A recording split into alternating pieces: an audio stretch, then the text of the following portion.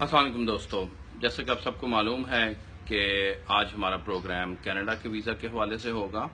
और प्रोग्राम शुरू करने से पहले मैं आपको एक बात फिर दोबारा बताता चलूं कि हम इस पेज के ऊपर आपके लिए बहुत अच्छी अच्छी इन्फॉर्मेशन लेके आते हैं और आइंदा भी लेके आते रहेंगे। हमारी कोशिश होती है कि हम ज़िंदगी के मुख्तलिफ मौज़ूआत के ऊपर आवाज़ उठाएं।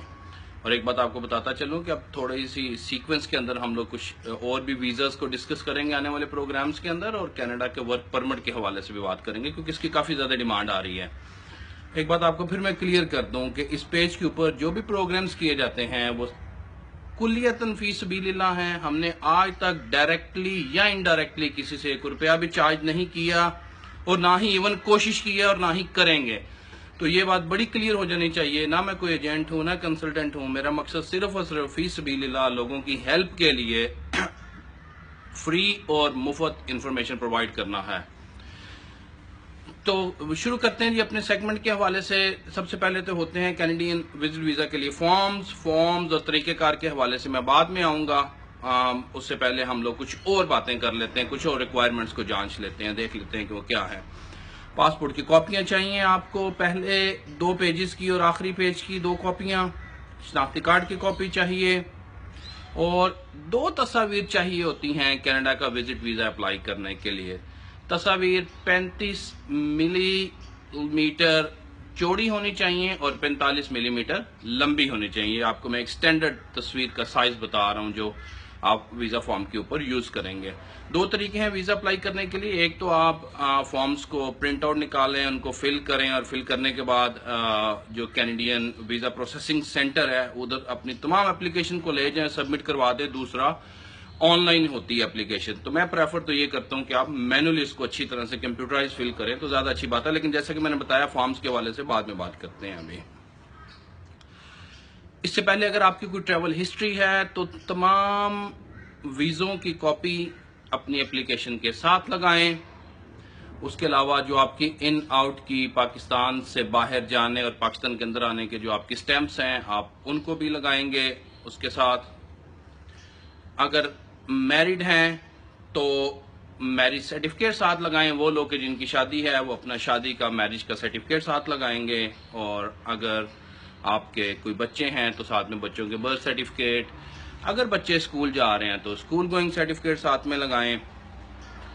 और उसके साथ साथ आप अपनी FRC लगाएंगे जिसको फैमिली रजिस्ट्रेशन सर्टिफिकेट कहते हैं। FRC जो कि नादरा से मिलती है, जो आपको तमाम बताएगी कि कितने घर के अंदर कौन फैमिली का बड़ा है, कौन पेरेंट का क्या नाम है, वालिद का वालदा का क्या नाम है और कितने बच्चे हैं। तो वो आप सारी FRC की कॉपी जिसको फैमिली रजिस्ट्रेशन सर्टिफिकेट कहते हैं जो कि नादरा से मिलेगी वो साथ लगाएंगे।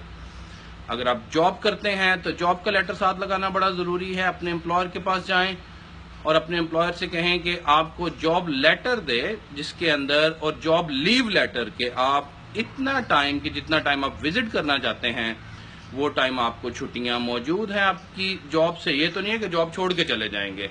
तो लेटर के अंदर वाज़े तौर पे लिखा हो कि आप इतने अरसे से इस कंपनी के साथ, इस ऑर्गेनाइजेशन के साथ, इस स्कूल के साथ, कॉलेज के साथ आप जॉब कर रहे हैं और इन तारीखों को आपको छुट्टियां हैं। और आपका एम्प्लॉयर लिखे कि आपको पता है, यानी कि आपके एम्प्लॉयर को पता है जो जिसके पास आप जॉब कर रहे हैं कि आप कनाडा विजिट के लिए जाना चाहते हैं।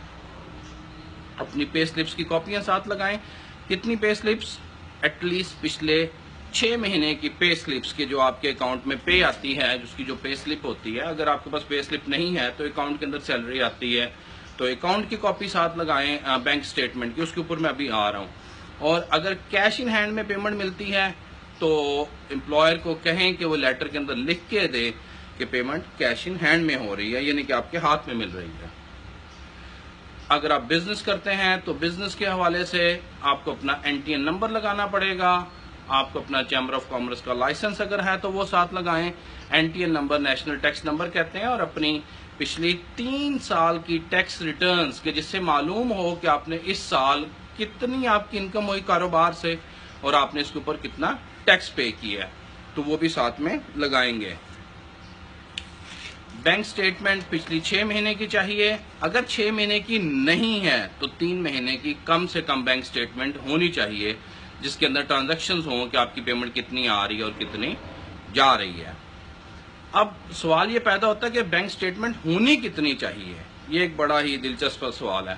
اس کا آپ کو میں آئیڈیا دے دیتا ہوں کہ فار ایگزامپل اگر ایک بندہ وزٹ کے لیے جانا چاہتا ہے تو اس کے بینک کے اندر اتنے پیسے موجود ہونے چاہیے کہ پاکستانی 25,000 کے حساب سے، فار ایگزامپل آپ 4 دن کے لیے جانا چاہ رہے ہیں تو 25,000 کو 4 سے ملٹیپل کریں تو 1,00,000 روپے آپ کے پاس سپیئر کینیڈا گھومنے کے لیے ہونا چاہیے۔ اور اگر میاں بیوی دونوں اکٹھے اپلائی کریں گے تو ظاہر سی بات ہے 2,00,000 روپے ہو جائے گا، کیونکہ 2 اپلیکینٹس ہیں اگر آپ 4 دن کے لیے جا رہے ہیں۔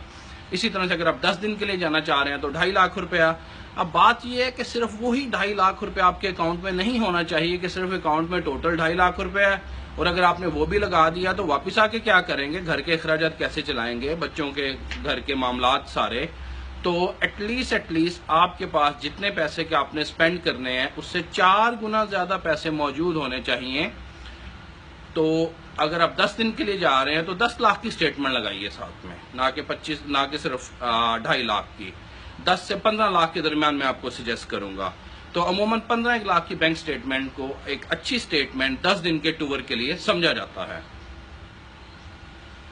اگر کوئی پراپرٹی ہے آپ کے پاس تو پراپرٹی کے ڈاکومنٹ ساتھ لگائیں کہ آپ اون کرتے ہیں، کوئی شاپس ہیں، کوئی گھر ہے آپ کے نام کے اوپر، کوئی اور پراپرٹی ہے، اگر آپ کے پاس گاڑی ہے تو گاڑی بھی کے ڈاکومنٹ ساتھ لگائیں۔ یہ ساری چیزیں آپ کے ویزا کے اندر ایک ویٹ پیدا کریں گی اور ویزا آفیسر کو پتا چلے گا کہ آپ کے یہاں پہ آپ کی پراپرٹی، آپ کی جائیداد اور آپ کی دوسری چیزیں موجود ہیں، جس سے آپ کی اپلیکیشن پہ زیادہ اچھا اثر پڑے گا۔ بیسیکلی طور پہ ویزا آفیسر کو آپ نے اس بات پہ مطمئن کرنا ہوتا ہے کہ آپ پاکستان کے اندر زیادہ سیٹلڈ ہیں اور پاکستان کے اندر جو سہولیات یا جس طرح کی زندگی آپ گزار رہے ہیں وہ ایک بہت اچھی زندگی ہے اور آپ صرف گھومنے کے لیے جانا چاہیں گے۔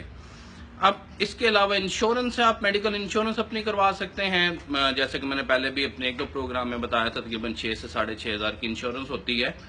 اس کے علاوہ بہت اور چیزیں اور کافی امپورٹنٹ ڈاکومنٹس ہیں اور جن کو آپ ایک کی پلیئر کی حیثیت کہتے ہیں کہ جو ان کا بہت زیادہ رول ہے، اور اگر وہ والے ڈاکومنٹس آپ ساتھ میں لگا لیں تو آپ کے ویزے کے چانسز بہت زیادہ بڑھ جاتے ہیں۔ ان سارے ڈاکومنٹس کا ذکر جو مزید اور فردر ڈاکومنٹس ہیں، جو فارمز ہیں، کون کون سے فارمز ہیں، کیسے فل کرنے ہیں، ایون وہ فارمز بھی میں آپ کو اگلے آنے والے پروگرام میں، جو کہ سیچرڈے والے دن ہوگا پاکستانی ٹائم 9 بجے، سیچرڈے، کمنگ سیچرڈے کو جو سیچرڈے آ رہی ہے، اس کے اندر آپ کو میں اس کا پارٹ 2 لے کے آؤں گا کینیڈا ویزا کا، اور اس کے اندر آپ کو مزید بہت اچھی باتیں اور بہت ہی امپورٹنٹ ڈاکومنٹس کے بارے میں بتاؤں گا۔ تو ایک دفعہ سے پھر کہوں گا ہمارے پیج کو لائک کریں اور اپنے دوستوں کو بھی لے کے آئیں۔ ہم کوشش کرتے ہیں کہ اس پیج کے اوپر لوگوں کی آواز مختلف جو شعبہ جات ہیں یا مختلف مسائل ہیں اس کے اوپر اٹھائیں۔ تو آپ سے دوبارہ ملاقات کینیڈا وزٹ ویزا پارٹ 2 کے حوالے سے سیچرڈے والے دن پاکستانی ٹائم شام 9 بجے ہوگی۔ السلام علیکم۔